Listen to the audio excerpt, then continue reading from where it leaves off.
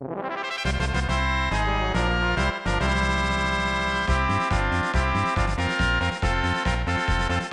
everybody and welcome back to another episode of DialogBOX. I am Laughingboy, and tonight I have two very lovely guests. First off, you can catch him over at twitch.tv, Luca_Starks, as well as Zelda Universe, where he does his show Games Done Poorly every Monday night. Alex Rosenberg, if you could introduce yourself, even though I did for you. Hi! Thanks, guys. How's it going? Terrific. And you only did it one time. That's really important because I've always asked you to do it, and you do it like 15 times. Well, this is what happens when you pronounce my name correctly. All right. Well, we're both learning. So we also have, you can find him at twitch.television as well, by the same name, as well as the Runaway Guys channel. We've got ProtonJon here. Hey, how's it going, guys? It's also Proton_John, if you're nasty. That's only on Twitter. Oh! Yeah, it's because someone in the UK took ProtonJon. Some actual scientist, so... That's right. All right. His name's not even John. That's the thing that frustrates me. It's like David Morgan. It's like, why? Wait, what? Okay. Everyone at the office calls me John, so... Yeah, why not? You know, David, John sounds so similar. Yeah, I haven't corrected maybe them in 15 years. Maybe his last name was Johnson, or they shortened to John, maybe? No, David not Morgan. even Morgan. Oh, then what? His boss literally just called him John the first day, and he didn't have the heart to correct him. Pharmacology Biomed Sim Teaching Tech at Bristol University. Amateur basketball enthusiast and failed musician. He keeps that on a post-it note on the computer monitor. Let's move on, because we've got a lot of content here to talk about. We are going to be discussing, of course, I say of course like everyone knows what I'm doing. Well, they saw the thumbnail, whatever. The recent Nintendo Direct from September 13th, the year of our Lord, 2018. Amen. Yep. Basically, we're going to be going over the current 3DS highlights, some of the Nintendo Switch announcements, as well as Nintendo Online. Basically, the Direct. First off, I would like to discuss 3DS. I know that the first thing in the Direct was technically the Luigi's Mansion 3 reveal, but I kind of wanted to lump that in with the rest of the Switch talk. That's fair. Yeah, I mean, it's the best that Luigi can get. So, we're going to talk about... Oh, wow. So, it was mostly just what was going on Nintendo's plate for the 3DS over the rest of 2018 and 2019. We heard that they just recently announced Kirby's Extra Epic Yarn, featuring more levels, modes, and more yarn. We have Bowser's Inside Story Plus that we've already heard about before E3, but that is getting its official release date of January 11th, 2019. I checked this out, and this release date for Bowser's Inside Story will be 9 months and 11 years. What the fuck? Wow. Take that, reverse it. 9 years and 11 months after the original release on the DS. So it'll just be 1 month shy of its 10-year anniversary for its re-release. I'm not doing that over. Nope, that's... Keep it. Yeah. Fix it in post. And we also heard more about Luigi's Mansion on 3DS, including the new 2-player mode that was just announced, and amiibo compatibility. I believe that was rumored when people saw box art, but now they're officially talking about it. That is going to be released October 12th, 2018. And then finally, they announced Yokai Watch Blaster's DLC for the Moonrabbit crew, and it's just Yokai Watch, so... Well, technically they out. announced the game too, but because they got delayed a week, they missed the actual announcement. So the game came out in the week between when it was supposed to have gone and actually happened. Oh, wah, wah. That's why?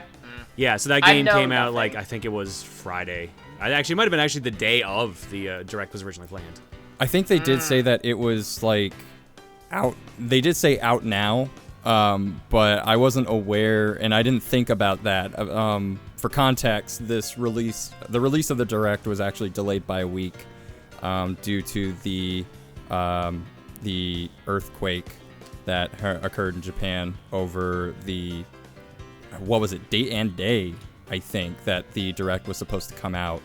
Yeah, I think it was like 12 hours before the Direct was supposed to happen. They had to cancel it. Yeah.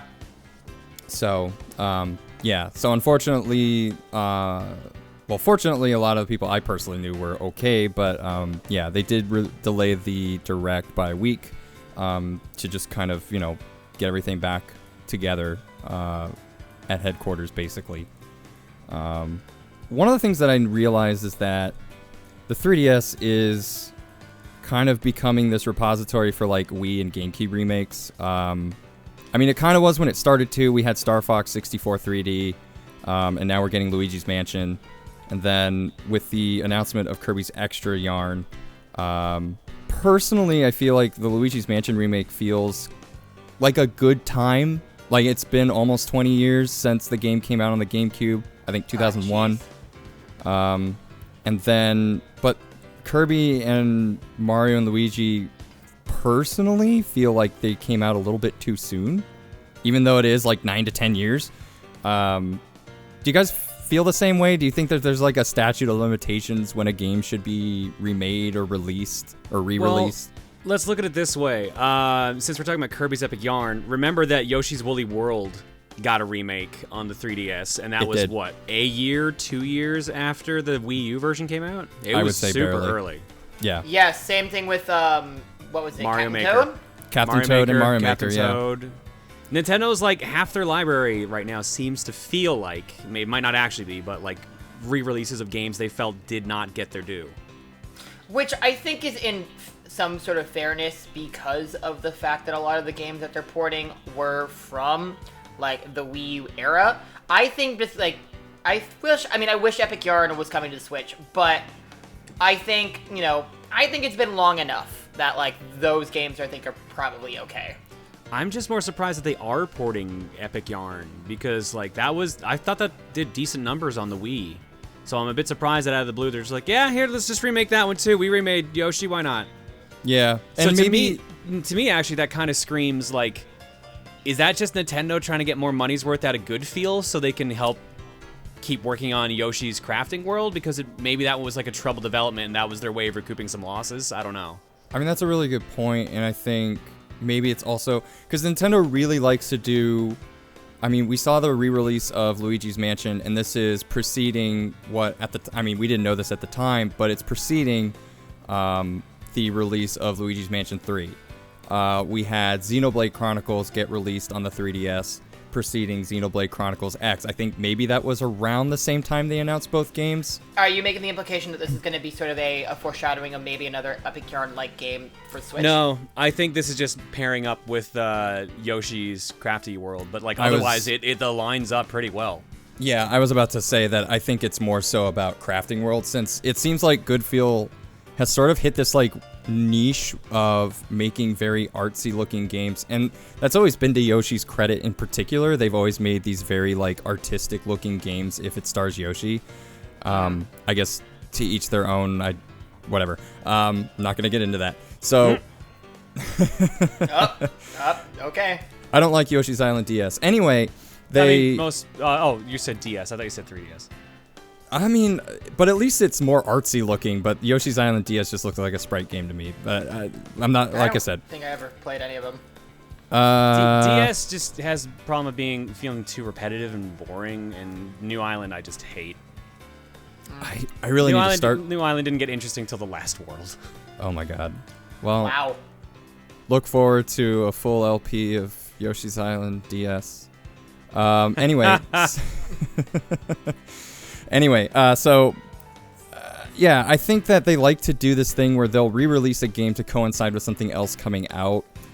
But I think that also sort of earlier talking about giving games their due, some of these remakes are from the Wii. Xenoblade Chronicles, Donkey Kong Country Returns, Extra, Epic Yarn. Yeah, I was just I was curious to see what other people might feel in terms of what is too soon, what's a good time frame to be like, yeah, that's a good time to release that. Like Luigi's Mansion, I was like, I could really get into that again.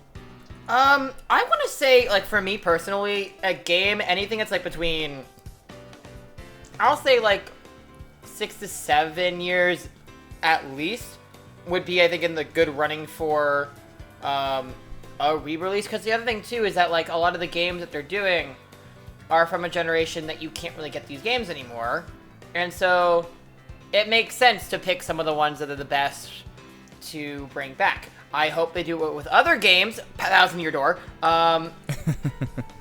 Literally, it's like you play that game, Nintendo, I'll give you all the money. But like, there are games. I think once you hit like the 5-year mark, I think that would be okay, at least to me, for the re-release. At least in my opinion. Yeah. Well, I guess it also depends on how early we are in the system's lifespan. See, I lean a slightly different way. I feel more like I'd rather it be at least one generation past. And to be fair, a lot of remakes that come out now don't really follow that rule per se. Like, a lot of PS3 stuff got ported to PS4. A lot of Wii U stuff got ported to Switch. But I feel like in that case, that's Nintendo admitting, yeah, the Wii U screwed up. And that's Sony saying, like, hey, yeah, this didn't sell as well as it should have, so let's put it to the next system. Yeah. But it crossed my mind because we were talking about Mario and Luigi, Bowser's Inside Story. That system can still play the original game. Yes, it can. Oh shit! Yeah. So wait, what? That's a little weird, actually. It didn't really cross my mind until we started talking about this. Yeah. Oh wait, wow. It really is just do you know like, what you and think I about don't that? know in Bowser's At Inside Nintendo? Story. I don't. I mean, you're not gonna find a new copy of that anymore. No, right? Is it Probably, even? yeah, no. Did it even get the art upgrade that Mario and Luigi Superstar Saga got? Like, Yes, it did. It is the It Dream did? Team art style. Okay, because So I can't that's remember the main when that thing change behind happened. it, and the new storyline. Yeah, But still, it's yeah. really funny that the system can play both the original and the remake. That is, like, that's not even like that much backwards compatibility, all things considered. And yet That they was the still only skip Dream Team or Double Trouble or Partners in Time, Partners in whatever. Time. That's because that one sucked. I mean, okay, I'll be honest. I actually have not played Bowser's Inside Story, but I have played Partners in Time. I don't think Partners in Time actually sucked, but I can definitely say that it was not as good as the first one. Right. It definitely felt like it was lacking something there. Which I guess I'll have to actually start checking them out. I remember playing Superstar Saga when I was a kid, and I never finished it. So I actually bought the 3DS re-release with the intention of finishing it. And that's kind of where I was saying with like that whole thing, with the understanding of re-releases are there for two reasons. It's one, to kind of keep the game alive in a way where maybe you played it before when it originally came out, but here's an opportunity to play it again. And then obviously it gives an opportunity for people that never played it before to finally get their hands on it and not have to pay like exorbitant gray market prices for the original copy in certain cases. But yeah, it was just a question on my mind, since there always seems to be talk about games getting re-released, games getting remastered, and how soon is too soon, you know? Well, I mean, that's the question that we're going to probably be going back to a lot, because that is going to be a handful as we get into the further talk here. So it's good to establish that. Yeah.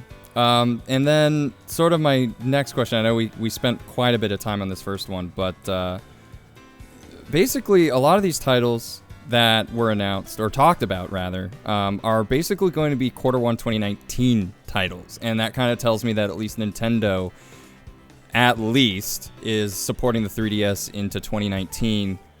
But I gotta ask, like, should we keep expecting releases from anybody on the 3DS past Q1? And is there anything that you guys maybe sort of expect to see from this next year, or do you believe that this is it? This is the last year of the 3DS? Nintendo's gonna announce more. It's Nintendo. They always use the directs to go like what, maybe 6 months into the future. A little bit. So yeah, so it wouldn't surprise me if even in the summer we got a 3DS release or two. Because I mean, keep in mind that system still has like what? How many systems that sell? 100 million or something crazy like that? Like it sold an exuberant amount. Like it still makes sense to keep making games for it. They keep releasing new models of it too, which probably also helps with that. Yeah, you're right. Didn't what was the last version they put out? Like the special Pokemon one, the Pikachu face one or something like that? Yep, and then I will always complain about the Pumpkin Spice 3DS, because that was a choice. Well, that was last year. That was the orange one from last year. The orange creamsicle color. Oh, that one. Oh, that's the one. That's the one that Reese has. Oh, wait, really? Yeah. I call it the Pumpkin Spice 3DS because it looks like fall, and I'm like, okay. Yeah, and then that was actually announced after it had already been in Japan for a while. We've got, I think, a new purple color now from of the same type. There was also like the Pikachu face, the Zelda shield, and then in Japan there was like an Animal Crossing variant which looks really good. Then you got the 2DS re-releases, because didn't they just do another 2DS bundle with like a Zelda one? That might be the purple one or the Zelda shield one, I think. The Hyrulean shield. The fact that we have to figure out which one it is telling of how many they sold. Yeah. So I mean, I wouldn't be surprised if Nintendo still supports it into 2019 to some extent. I'm obviously not surprised, but I think one of the big things because I'm a very big Dragon Quest fan, it was a surprise to a lot of people that Square basically decided not to go ahead and port or localize the 3DS version of the game over to America. And that kind of made me realize that really only Nintendo is supporting the 3DS at this point, although we probably see I wouldn't doubt we see some indie titles from here on. But yeah, I guess personally I feel like maybe we'll see, like John said, into summer. I'm personally not expecting further than that, but Yeah, I wouldn't expect anything past E3, honestly. Like with the new Pokemon confirmed for Switch, that's pretty much like the final nail in the coffin. Yeah, that's the death knell. I mean, honestly, too, keep in mind as well, 3DS launched, 2011? February 26, 2011, so that is 7 years plus on the market. Yeah, that is a long lifespan for a handheld system. The DS was, about as long. That's a pretty great lifespan for a lot of really great games. And so I do agree. I feel like this is we're entering into, the end game for 3DS. Just because I feel like, aside from Yokai, Yokai's the only original game out of the whole thing, and it is still mostly Nintendo. But I think it's fair that the fact that a lot of people are like, let's now just develop for Switch, because then we don't have to create anything smaller. We can still create these great big games that we're used to and put it on there, which I think is a good thing. Yeah, and to that point, I mean, even Level 5 is saying, look, the next Yokai Watch is not going to be on the 3DS. It will be on the Switch. So I do see that, Game Freak has totally switched priorities, no pun intended. And it seems like a lot of the other third-party companies are trying to follow suit. And maybe that goes back to the original topic of that could be why a lot of these games are looking like ports, because they're a lot easier to make and you can still support the system through that. So I'm going to move on to, because there was so much, my hand cramped writing about this crap.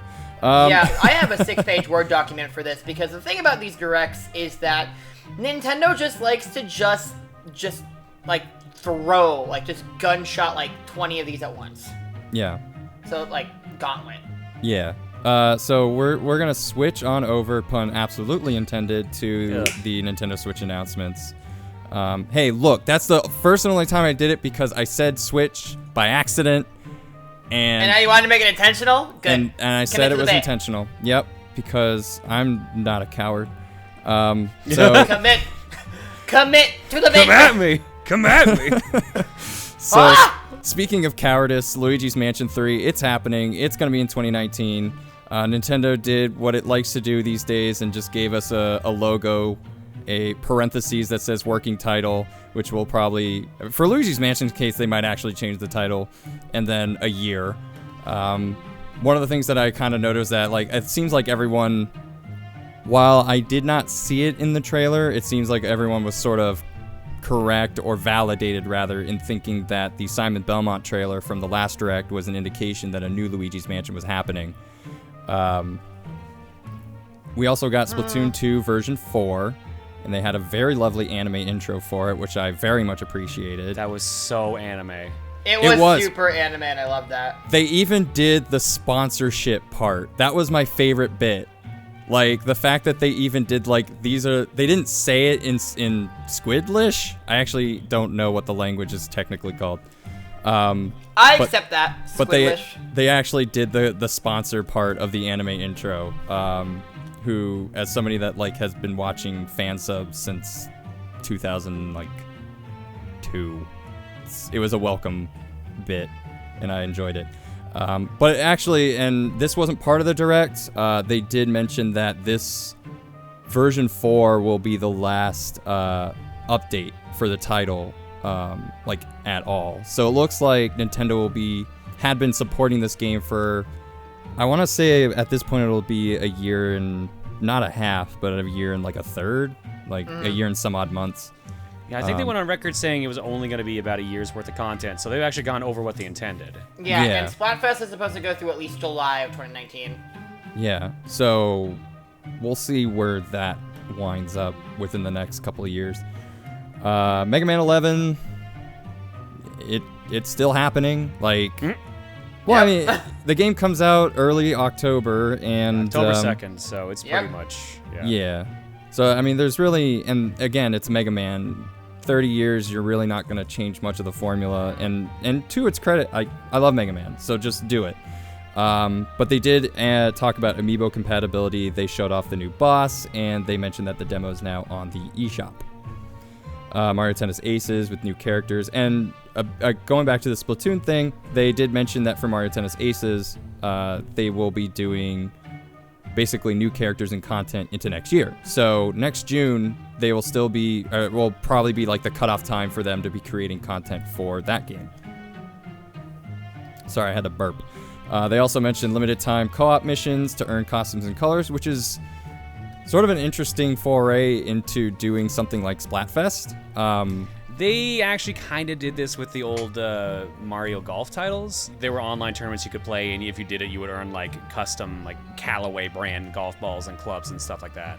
Wait, really? So this is actually kind of on par for what they usually do. Pun at intended. Camelot. It was on par? Yeah, but I was talking about tennis, so shut up. That's fine. I'm stupid.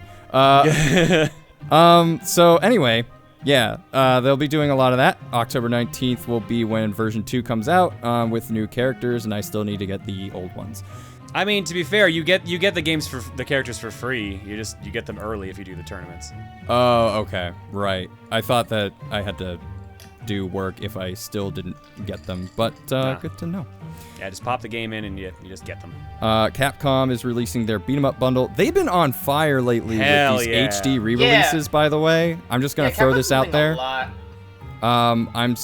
I can't imagine they won't eventually release the Disney Afternoon collection on Switch, but everyone was yelling about that when they announced it to begin with. Yeah, but then they released the Mega Man collections, and everyone stopped talking about it. Mm-hmm. Yeah, I don't know. I think at this point, I think it's too late for the Disney Afternoon bundle to come out. But they all they're releasing Diablo 3. Yeah, but that's not Capcom. And that's also a re-release that was already done on PS4. I guess my point is that, I mean, to say that Capcom wouldn't try to do it, maybe whether or not it's too late, So here's the golden rule with Capcom. They kind of go in waves. They go in waves of like, oh man, they're doing every decision right, and then they're like, oh man, everyone hates Capcom. So it goes like a sine wave going up and down like that. You're not wrong. I think we're at the peak of it right now with everything that they have coming out this year and the next, and then like after all that's out, it's just gonna be like, all right, time to hate Capcom again. Yeah, just more Marvel vs. Capcom Tenga eggs in their collector's editions. Could be worse, could be Konami. I guess it's better to screw up than to do nothing at all. But I'm curious to see who's doing this beat 'em up bundle. I think the Mega Man X Legacy Collection was done internally by Capcom. Yes. At least I think with some help. Yeah, with some help by M2. And I think M2 may have just helped with the first one. And they're really good for background information. They're a pretty good Japanese-based. They basically work with making HD-ified, like they really focus on making really good quality visual upgrades, so they're kind of in the same vein as Digital Eclipse. Yeah. Yep. M2 is also responsible for a lot of the Sega ports that they did, especially for 3DS and that, so they're pretty familiar with Nintendo hardware. Yeah, they're very on and off too. I mean, remember with Sega especially, I think they did the Genesis collection that's out on PS4 and Xbox One now, but I know that they've kind of been on and off. That wasn't them actually. Hang on. It wasn't? Because I remember thought people that they complaining that did. it wasn't M2. We'll take a quick break. Google We'll be right time.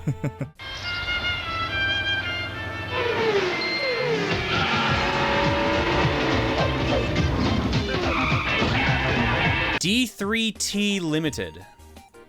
Who the? The only thing they're listed for on Steam is the Mega Drive and Genesis classics. Well, apparently they do have quite the history with Sega within the last 6 months because they also did the Shenmue collection. Oh. Yeah, they did Shenmue 1 and 2. So the only results that Giant Bomb gave me, Sega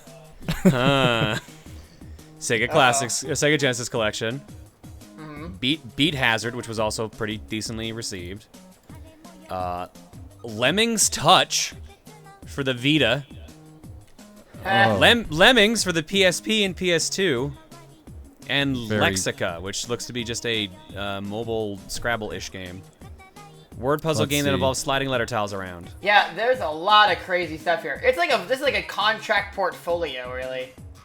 Yeah, it's the problem that they aren't really specialists though. So I mean, maybe they're good at it, but you're not. Don't expect CRT filters. I don't know. Anyway, so we got way off track, and that's fine. That's fine. That's perfectly fine. Edit in post. But let's talk. Nah. Yeah, I won't edit out my guffs, but yeah. So anyway, nope, not editing that out either. New Super Mario Bros. U Deluxe. New characters, Luigi U is bundled, January 11th, 2019. I mean, I kind of shook my head at this, because it's a case of like, why? Yeah, I was kind of like, why are we not just making a new version instead of taking stuff that you've already had? I know there was a Wii U game that didn't go well, but you've got the Switch. At least do something different. It sold all right from what I remember. Yeah, I remember. I think it's because it was a launch title. So I mean, it came out pretty much when the Wii U did, and most of your experiences weren't all that great on the system to begin with. So you were looking at Zombie U and remember that game? Nintendo Land and New Super Mario Bros. U. I think was probably like one of the bigger bundled items that people probably bought with the system. Correct me if I'm wrong, but it didn't. No, you're pretty like, much right. It kind of worked out. The only thing I remember picking up otherwise, they had a Batman Arkham City port and Ninja Gaiden 3 port. I remember getting that copy of Mario U, I think for free because I got it at GameStop. Yeah, I mean, I think my issue with this thing in particular, and not necessarily my view on all remakes or whatever, like all these Switch ports, is that, yeah, to Alex's point, this is a franchise that could have just gone a new, like, Switch game and didn't really need a port of the Wii U version. And in particular with the new Super Mario Bros. Series, I do know that there's a lot of fatigue when it comes to that particular franchise, because, like, every system gets one. So the fact that the Switch kind of got a port of one that came out before makes it seem ever more pointless. It added some things that frankly should have been there since the beginning of the franchise, but at the same time it wasn't necessary. On the only thing that's kind of got me like on the plus side of this one is that it's both games combined. Yeah. I like that. Which, if you had a Wii U at the last half of the life cycle, you could have still done, but True. That's neither here nor there. Oh, wait, I don't even know if I still have that. But yeah, that's like the case of like, why are you remaking this series that's technically like a remake of the classic games in a way? Yeah. Or reimagining. So like, you're right, this is the first port of any of the games, so it just feels gross. Yeah. Yeah, it feels weird, and I feel like they just could have made something different. I don't know. It just feels like a weird choice to me. Like, it's sort of like a really greasy piece of food. Like, sometimes people really want it if they haven't had it in a while, but you'll still wind up feeling gross a little bit because you know what it is. On to the questions. Oh yeah, and also What? Katamari Damacy reroll. which is Hell yeah. an I'm HD excited remake. for that one. My favorite thing about this is an HD remake of Katamari Damacy from, I actually didn't put down the PS2. year, PS2, but I was mostly concerned about what year it came out, which I think was like 2003. When did the NES? I remember. What? Sorry, the I original. was about to Katamari? ask when. Well, I was about to say, when did the NES Game Boy Advance games come out? It was the same time. I think it was like 2003, 2004. Katamari came out. I remember buying it in 2004 or 5. Yeah, March 18th, 2004. 2004. But I think that's. My favorite thing about this is that we had a game released for the PS3 called Katamari Forever. And essentially it was dressed up as a new game, but it was actually an HD remake of previous games in the series. And I think it was sort of like a Sonic Generations game, but it was just a touch-up of all the old areas that were in previous games. So I think it was just kind of funny to me to see, like, oh, you're actually doing an HD remake this time instead of doing what you did before. Well, at least, like, I've played Katamari Forever, and at least that version had, like, a story. Yes. And it had a lot of stages, too, compared to some of the other ones, so. Yeah. Katamari Forever is probably one of my favorite games in the system, or in the series. Probably, and then I'm probably alone in thinking this. My second favorite is Me and My Katamari for the PSP. Wow. Because it was my first. I missed kind of all of them. So And I'm honestly, excited to get the series is weird in the fact that if you've played one, you've technically played them all, but also, like, the quality stays high because of that. Well, that's Yeah. good. Yeah. So going back to Luigi's Mansion, it seems like a lot of fan-requested sequels are starting to kind of show up all of a sudden. People have been begging for Luigi's Mansion since the first one came out, and then we got two. To put it bluntly, is it possibly this change in leadership that could be the cause of this? Do you think maybe it's just like new blood coming into the company with new ideas to bring to the table? Or do you think it's like simply Nintendo listening to fans all of a sudden and just being like, all right, we'll just give you what you want? I think it's a little mix of everything, honestly. Yeah, I agree. I feel like so far, like, the Smash roster has been them listening to what people wanted. Yeah, I'll jump on that as well with that. I think it's gonna be mostly like the whole, because clearly like Animal Crossing definitely has like their foothold and everything because of how popular the mobile game has been, and so I think it makes sense for them to go into that direction for that. But I feel like it was just about time for it. I don't know. I usually don't care about any of this stuff because I'm just like, maybe they'll make one. Who knows? Yeah, and I mean, I think, John, you tweeted about it earlier. I think it was you, where you had mentioned, like, it's good that they finally announced Animal Crossing, so now people can stop whining even though they were told that one was coming. On, like, 2 or 3 directs ago, I had someone super angry that they didn't announce that they were working on a Animal Crossing. And I was like, you realize they said this, like, 2 years ago, a year and a half ago, that they were working on that? And they got angry because, like, yeah, they announced it, but they haven't said anything about it, which means they haven't done anything on it. Yeah, it was the conversation was really dumb, basically. But, like, it boiled down. It basically boiled down to a discussion like, yo, you realize, like, you're getting angry about something that you know is coming, while as an F-Zero fan, I have nada.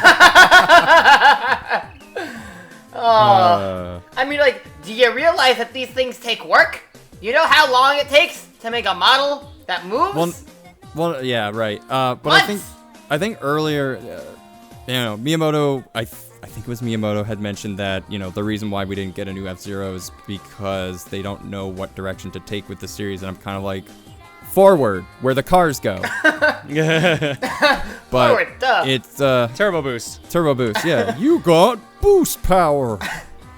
But it's maybe, and I'm hoping, like what I said earlier with this idea of new blood in the company, like younger people. I mean, Splatoon 2 is sort of like a significant thing for Nintendo because it does so many, like, not Nintendo things, but in a very Nintendo way. Like, it's just new people kind of coming into the company, bringing in new ideas, and I think hopefully that might cause a lot of these fan-requested games to suddenly happen.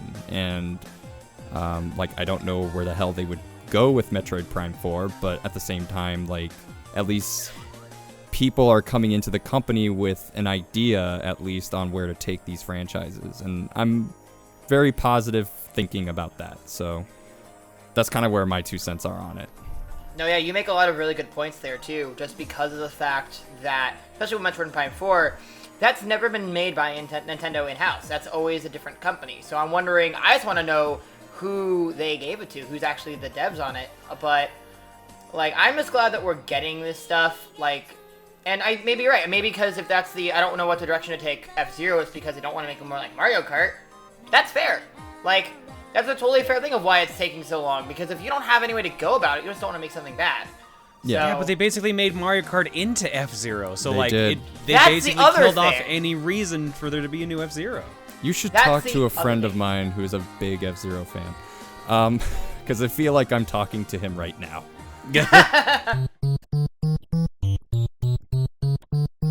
I think moving on, they gave us.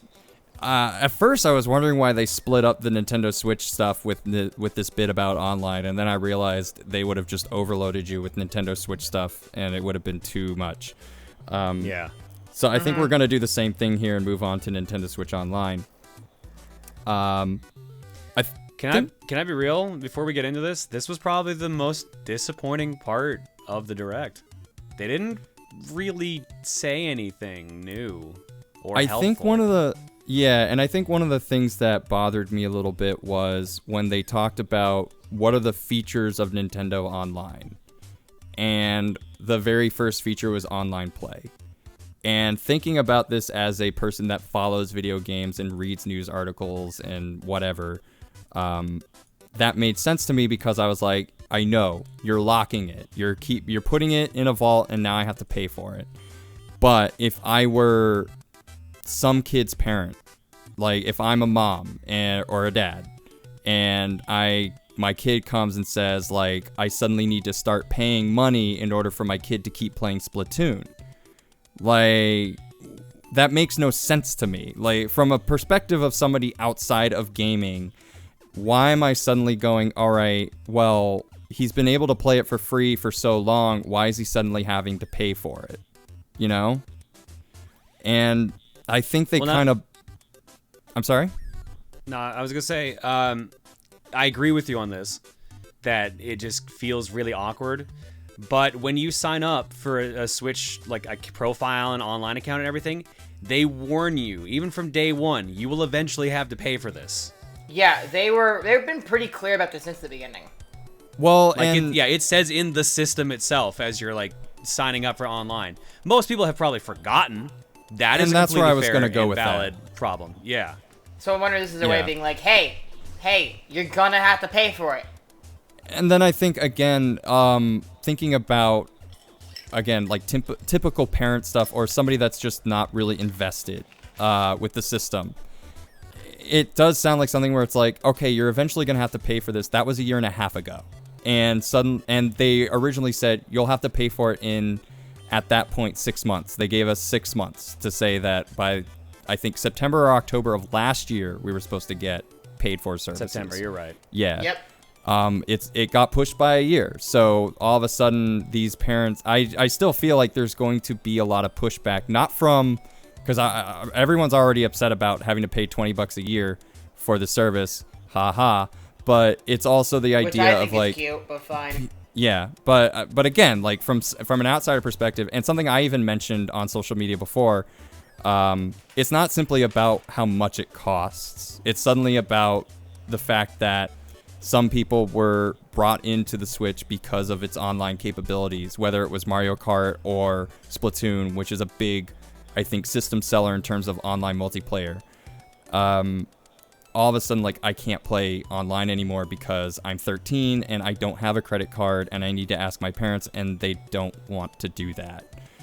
So I think that's why a lot of like Nintendo fans might be pushing back hard on this. And I just kind of feel like, not that Nintendo messed up. You're right. They did mention time and again that this was not going to last forever. But they also didn't expect it to last as long as they initially said it would. And that's why I kind of feel like they messed this up a little bit, personally. No, I get where you're coming from. I completely agree with you. My stance on this, honestly, is if it doesn't improve the online service at all, it's a colossal waste of time. Right. I mean, I do, and I personally haven't seen some of the issues that others are seeing. I don't know if it has anything to do with Wi-Fi or because I actually purchased the Ethernet adapter for it. Mm-hmm. And even before that, I was not having an issue with online multiplayer. I have the Ethernet adapter and have those problems. So. Okay, that was kind of where I was going with that. I haven't had no issues as well. Yeah, so I'm curious to see, like, was it an issue with the Wi-Fi or is it just a major issue with the whole thing? It's a little. I think it's a little of everything. Gotcha. I know some games like I'm a huge advocate for Bomberman and Bomberman's online sucks. Oh, really? So, switching over to like better servers, to me that would be like a game like that would be worth the price. Because I don't care about the virtual console thing they're doing, although it is really cool. Yeah. But if it doesn't actually improve quality of the service overall, then why the hell are we going through this in the first place? Yeah, and I agree.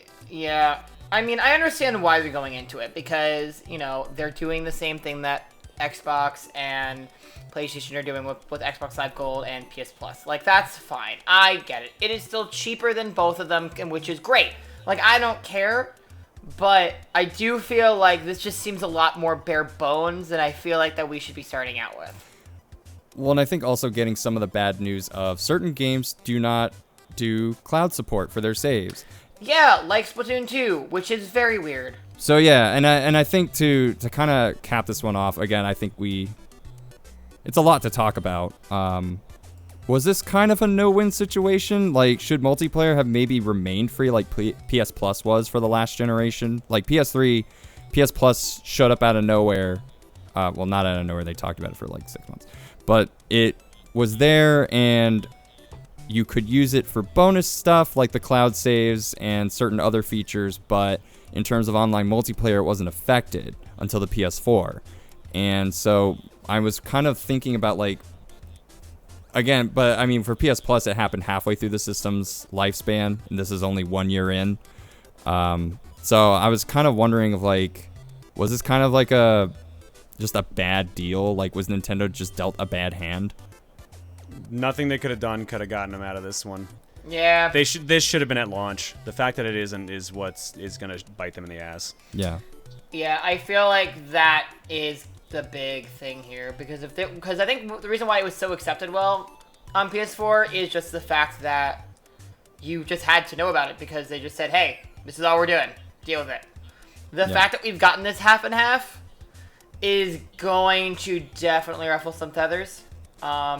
But I mean, if the issues were the fact that they just couldn't figure out the best way to go around doing it, that's one thing. But we don't know what exactly caused this whole gigantic like gap in between getting the service and not having one at all. Yeah. So, I mean, I would have been fine with that 6-month period. I mean, it's a great like first taste is free kind of idea, but it just sort of snowballed, and I think it went to a point where it was just accepted that it was free, and a lot of people like us knew that this wasn't going to last forever. But again, if you're uninformed, then it may have been a different scenario. Which a handful of people can be, yeah.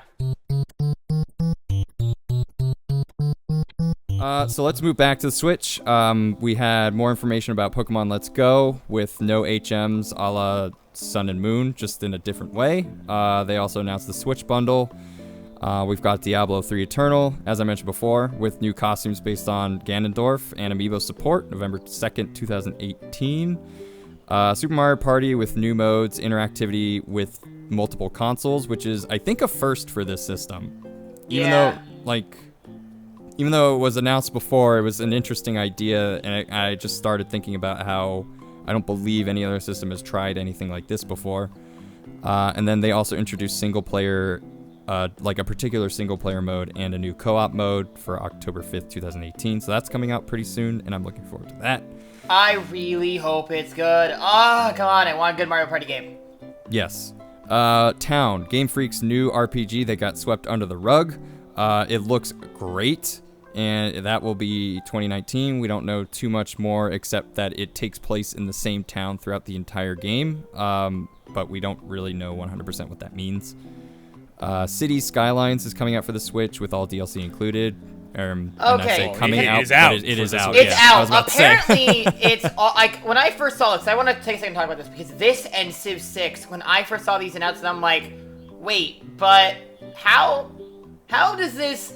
Because both of those games have a lot of stuff going on. Specifically, City Skylines, because I don't have the game, but I've seen a lot of that stuff. That's a lot of power, and so. I'm not entirely sure like how that would work, and apparently since it's launched, a lot of the complaints that I've been seeing have been performance problems, which I can't say I'm entirely surprised about. Well, I mean, looking at it from the actual direct, I wasn't sure because I don't follow the game, but I wasn't sure if that game had frame rate issues or like is that how the game always looks? Because it did look pretty choppy. So yeah, I don't think so. I didn't know if that was a Switch thing or if that was a thing about the game itself. But we also have Yoshi's Crafted World with more gameplay info, its actual title, which was leaked last week by accident. I mean, what are you going to do? Including, and co-op will be back for this game as well, and that is scheduled for spring 2019. It looks real good. It looks I like the fact that you can sort of like go through the level in reverse. Yeah, and not even just like reverse as older games have done it. You actually kind of like the screen flips and you can see everything from a new perspective, and I thought that was really cool. Yeah, I like that. Asmodee is porting a lot of board games over to the Switch, which is pretty cool, actually. I'm so hyped for Carcassonne. I'm so hyped. Yeah, Carcassonne, and then we've got Catan and Munchkin coming soon. And then I think they also talked about a Lord of the Rings card game, and I can't remember the last one off the top of my head. Pandemic. Yep. Which is another great game. I mean, it's really interesting because you can kind of put, like, the Switch itself, like the screen itself, if you take the Joy-Cons out of it, sort of looks like, I imagine somebody saw that in the reveal trailer and was like, this looks like a perfect like board game night thing. You know what I mean? Like it looks like it lends itself to this, and it's pretty cool that these games are available and more are coming. Like especially if you're a board game fanatic, I think this is a really neat idea. As mentioned before, we have Civ 6, which was also leaked by accident, but is now confirmed for the Switch for November 16th. And then we've got some information about Starlink's Star Fox content that is exclusive to the Switch, probably, I'm assuming. It is. Imagine. It'd be weird if it wasn't. My only thing is that, like, literally the only thing I know about Starlink is the fact that Star Fox is in it. Like, does anyone else feel that? Like, it seems to me there's an actual story in Star Fox, or like, in this game, but like, all I feel like I know is just Star Fox. So I saw some gameplay footage and story footage, and it really is just like they were able to create the story, and then they added in sequences, including the Star Fox characters. So if you play this on the PS4 and you play this on the Switch, it will have like the same story. It's just literally they cut the parts out with Star Fox in it. So he sort of has a role, like the Star Fox team, and apparently the Star Wolf, or at least Star Wolf himself, has a plot in this story, but it's obviously gonna be kind of, it's a supplement to the already existing story that you'll get when you play every other version. So, okay. Yeah.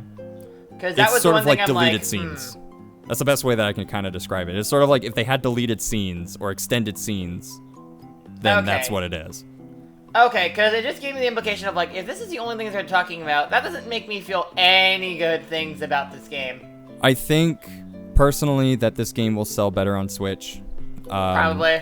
I think due to the Star Fox inclusion, I think that Ubisoft did they played a good role here in terms of this is a brand new IP and it needs support. And whether or not they ever intended a Starlink 2, at least the option's out there. And if it sells really well on the Switch, they can keep moving forward with that option. Otherwise, like, it does... It seems like it's interesting because Star Fox is in it, rather than it just seems interesting. Let's see. We got Tuui with a new chapter. The World Ends With You will be out on Switch October 12th. And then we also got more information about the Xenoblade 2 DLC, which is out now. My notes say more anime boobs. If you are a Season Pass holder, you get it right now. If you are not a Season Pass holder, then you will get it on September 21st, which is probably when this video will go out, knowing me. So let's just say it's out now. Woo! And I wrote, and more. We've got Warframe, Just Dance, FIFA, Team Sonic Racing, just like a crap ton of games. Can we talk about how Just Dance 2019 is also being released on the Wii in 2018? No. Why? No. Because it sells. They wouldn't do it if it didn't make money. They wouldn't do it if it didn't make They're sense. literally the only people still making games for that goddamn Wii. And they're still making money. They're the only people making game. I think the more important thing to touch on here before we get into the last two major announcements. Check notes. Yeah. We have Final Fantasy on the Switch, which include Crystal Chronicles HD, which I noticed that Square Enix decided to just announce over the weekend before the Direct. We've got Final Fantasy 15 Pocket HD, which is out now at I a hope there's more competitive cup price. noodles in there somewhere. Probably not. Disappoint. The one thing for me is that if you bought the Pocket Edition, I don't know if you get all the extra story details that were included in the Royal Edition for PS4 and Xbox One and PC. Here's my question. If they're going to be doing other things, like you're about to talk about the Final Fantasy 12 thing, why are you just not porting 15 proper? Like, why? Because it's a big boy. Because it's way easier to just do the Pocket one. It's on. They're porting it to all the systems. Yes, it is. That seems weird to me, but okay. I mean, what I'd like to see out of this is maybe if they take this engine, because this looks like whatever engine that they made, 10 years ago or more to create Final Fantasy 3 on the DS, they've been rolling with that thing and improving it ever since. So it seems like, personally, I would love to see this sell well, and then they're like, all right, let's do Final Fantasy 5 and 6 using the same engine, but, I've been sort of barking up that tree for 5 or 6 years. Yeah. They were also going to re-release the Chocobo Mystery Dungeon game that was on Wii for Switch. That's getting an improved version on the Switch, coming out in quote-unquote winter. And then, Final Fantasy 12 Zodiac. And to answer your question about Final Fantasy 15, Final Fantasy 15 and Final Fantasy 12 are still, very different games. Final Fantasy 12 is still a very touched-up PS2 game. It still won't be as good as quality or resolution as Final Fantasy XII Zodiac Age on PS4 or Xbox One. So, it is still an improved version of the game with the Zodiac, International Zodiac Edition bundled into it. It's just going to be a Switch version of that. Whereas Final Fantasy 15 is still, a brand new game, brand new engine, and probably they just aren't able to push that over onto the Switch. World of Final Fantasy Maxima got announced, and I still could give two shits about it. Is World of Final Fantasy a mobile game? I feel like I remember hearing the announcement of it. No, it's PS4. PS4, What? Xbox One, yeah. Oh, was it an exclusive for PS4? And then Maxima's coming out on Xbox One? No, it was... Actually, you might be right. Hang on. It's a console game? What the? Yep. It always was. And it's an okay game. It's just really boring. Because it PS4 and it was PS4 and Vita at the same time. Yes. And then it was Windows year later. Okay. And now it's coming to Xbox One and Switch at the same time. Okay. So, What? yeah, so Maxima is coming out for both of those systems. And then it's, I think, getting a PS4 port as well. This looks like a mobile game. I cannot believe I that. think one out for the Maxima might Vita. just be DLC for the original. I don't know. Okay. I mean, it's a lot of extra stuff. I think it's redoing the story to include the fact that your main characters are no longer required to be in the party. So I think that's one big difference that they mentioned. I got a question for you to go back a little bit here. Sorry to just cut you off in the middle of that. No, that's fine. Where's everyone getting this information that the Chocobo's Dungeon game is not a new game and it's a port of the Wii one? Because I don't remember them saying that in the Direct, and I can't find that anywhere online. I swear they it seems said like it is a port at some point. I don't remember them saying it's the Wii version, but I know they said it is a port. Give me 1 second, because I swear they said the Wii version. In addition, more Chocobo's Dungeon is on the way. 2007's Final Fantasy Fables Chocobo's Dungeon returns in superior fashion. Okay. And that's a so quote from the Direct. It's a port of the DS remake of the Wii one. Or no, actually, no, it might still be the Wii one. Yeah, I was gonna say, like, wait, what? Hold on. How many times did they make this? Did you what? say? So Chocobo Tales is like an updated version of it? Or something like that? I'm trying to figure out what the whole deal with it is. I mean, there's a lot of Chocobo Dungeon Tales games. well, and I wish I could feel confused about it, but I was already confused by the fact that an enhanced port of the Wii game was released for the DS on October 30th, 2008 in Japan. Okay, that's what it is. Okay. So That's where my confusion is coming from.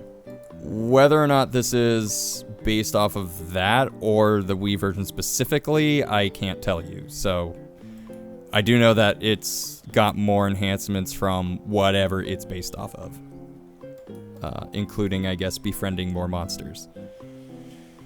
Yeah, so that's happening. And then we're getting all of the HD remasters. Every single Final Fantasy remaster that came out is getting ported over the Switch. Every single one of them. I don't think they skipped one of them at all. So, you know, all the PlayStation games got ported to the Switch and everything's good. Yep. Not at all one that anyone would think of. Yep.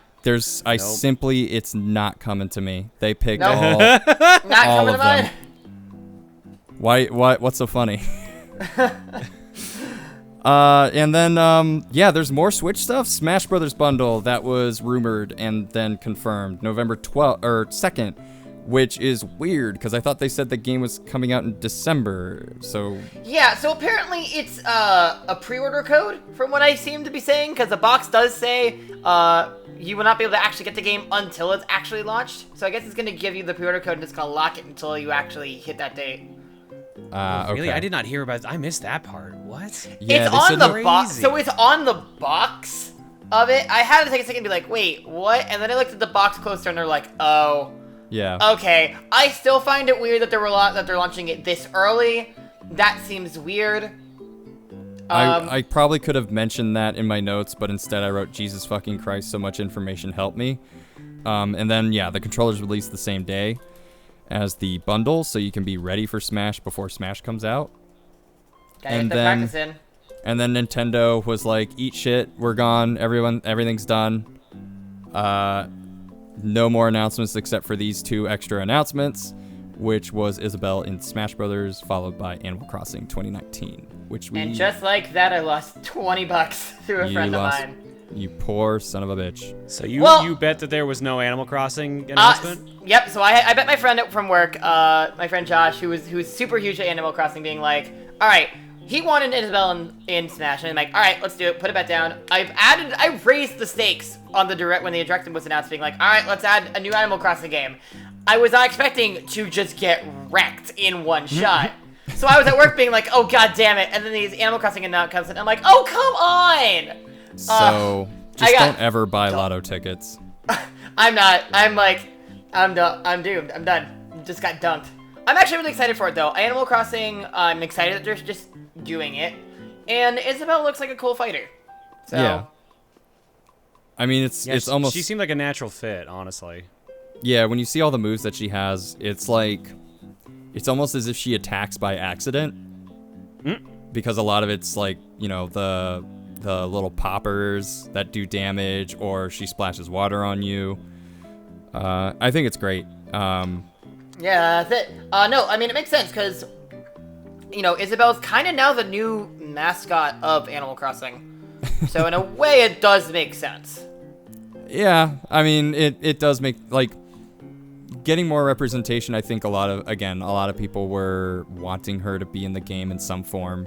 So I think it's just Nintendo, again, like, kind of listening to fan feedback and going, does this work? Yeah, we can make it work, and then just going ahead and doing it. And then, yes, Animal Crossing, technically not officially first announced, but they did at least say, like, this is when it's happening, sometime in 2019. My bet is sometime in May. I think they would probably want to do it before summer vacation breaks out, because I know Nintendo really likes to do, like load up a bunch of games for people, for like kids getting out of school for the summer.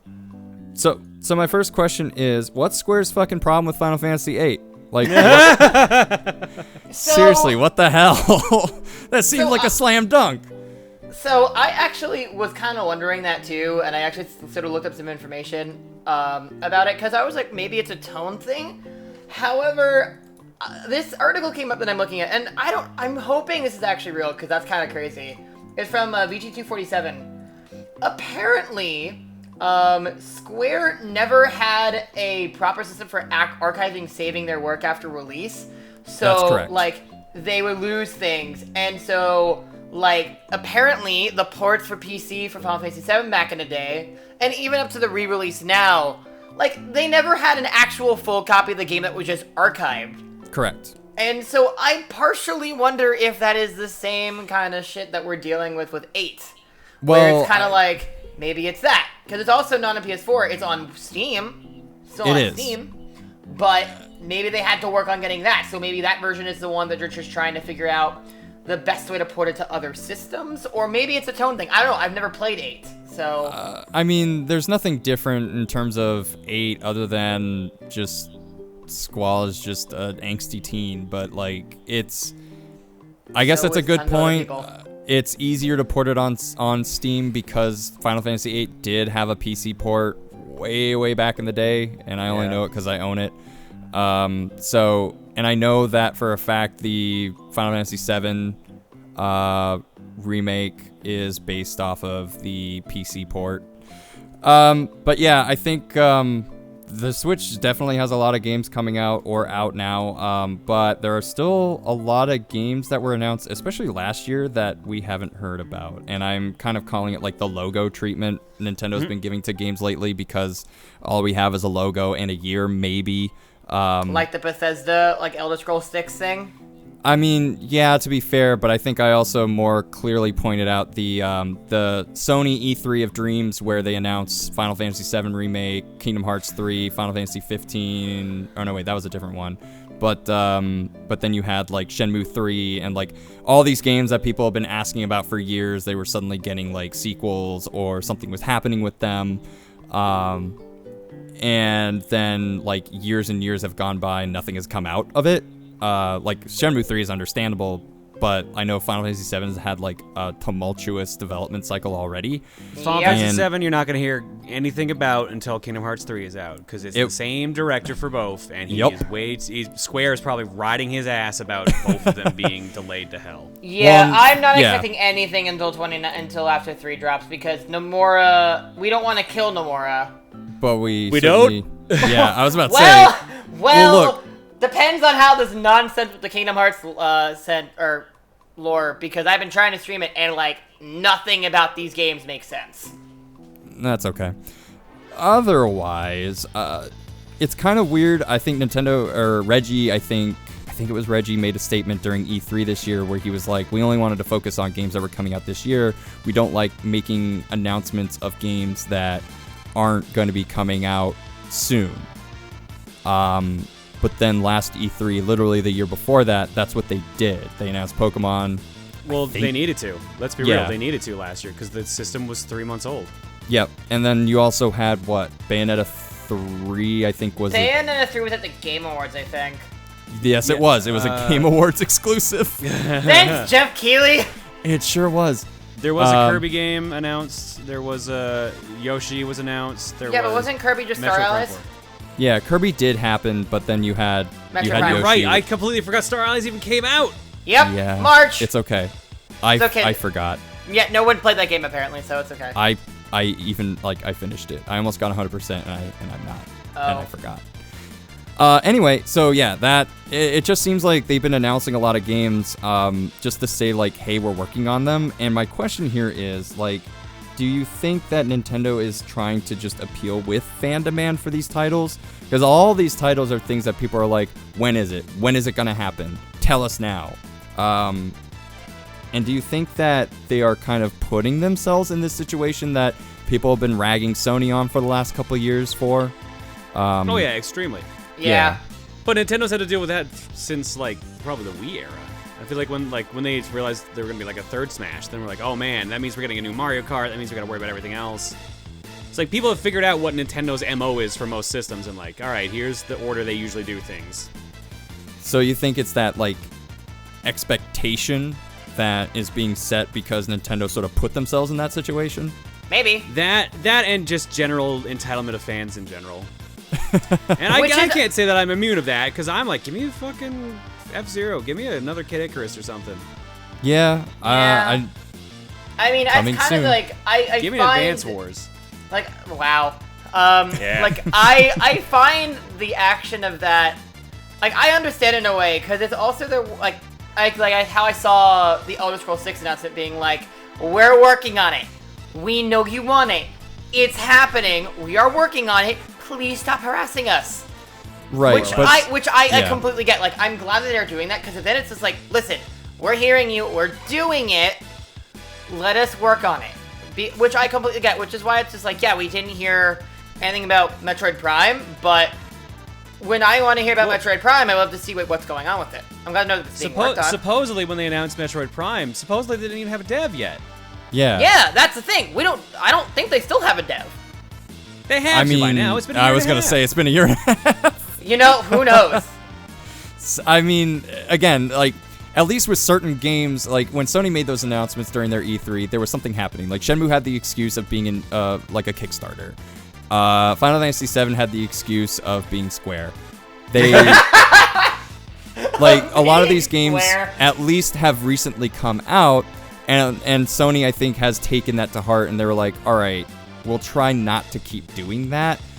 But then all of a sudden, Nintendo started doing it, because Nintendo wasn't really doing that before. They weren't really giving in to constant fan demand for certain titles. They weren't constantly going like, oh, we promise we'll have Mario Kart out eventually. Like, they announced it when they were ready for it, and then the game came out within the year. Like, even though they had a lot of fans shouting for sequels, I remember being a Metroid fan in the N64 era. Like, Nintendo just didn't say anything until they were like, all right, we're doing it now. Like, they never really gave in to that. And all of a sudden, within the span of just 1 year, they're just kind of like, all right, we're doing it. Part of me wonders if this has anything to do with the Wii U, and maybe that idea of, well, let's just wait until we announce it, or wait until we're ready, may just not be working for them anymore in terms of, will this sell the system?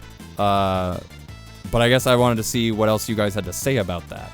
I stand by the fact that it's probably just because it was so early in the life cycle of the system, they knew they needed to show, like, hey, we've got some great stuff coming. Like, what you want is coming.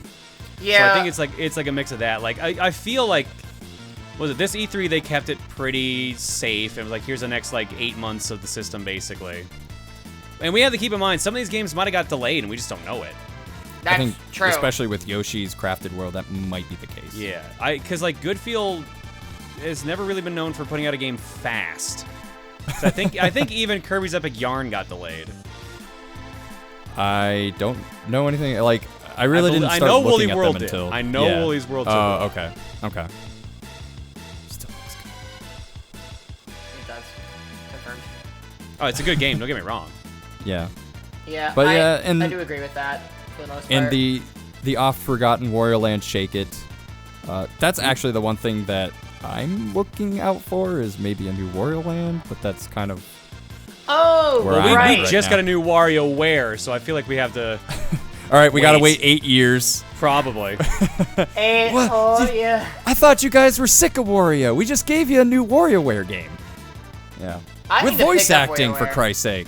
Wait, there's voice acting in WarioWare Gold? Well, have you not played it? It's really good. No, I don't have it yet. Good stream material. If I only had a capture card for 3DS.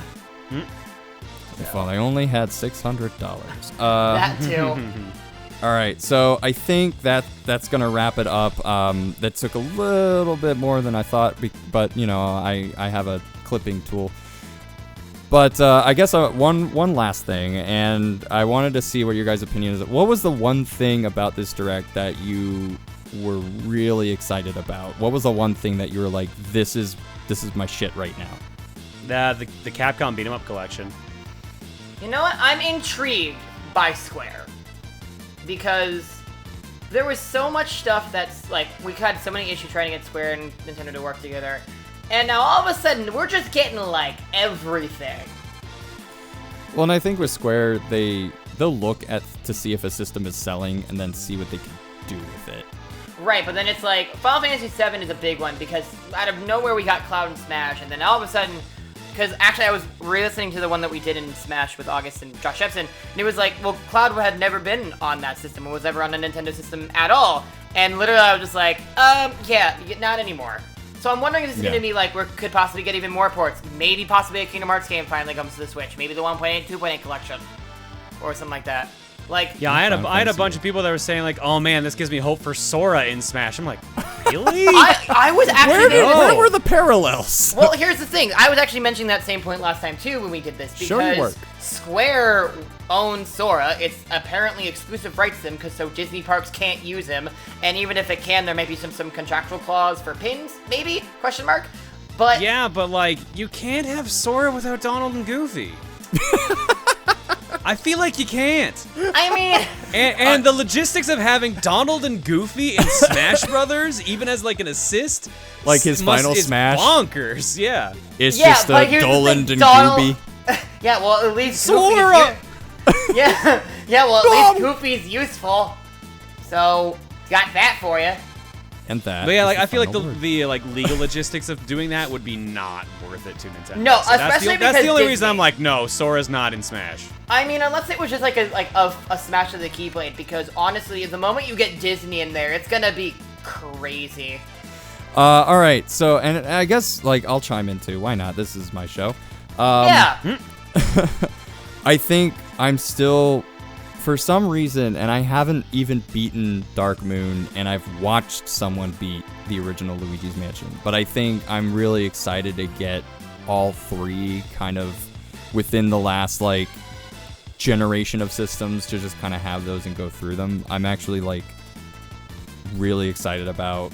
I'm mostly actually just excited about the Luigi's Mansion remake. I know I complained about remakes anyway, but just kind of getting that like fresh coat of paint.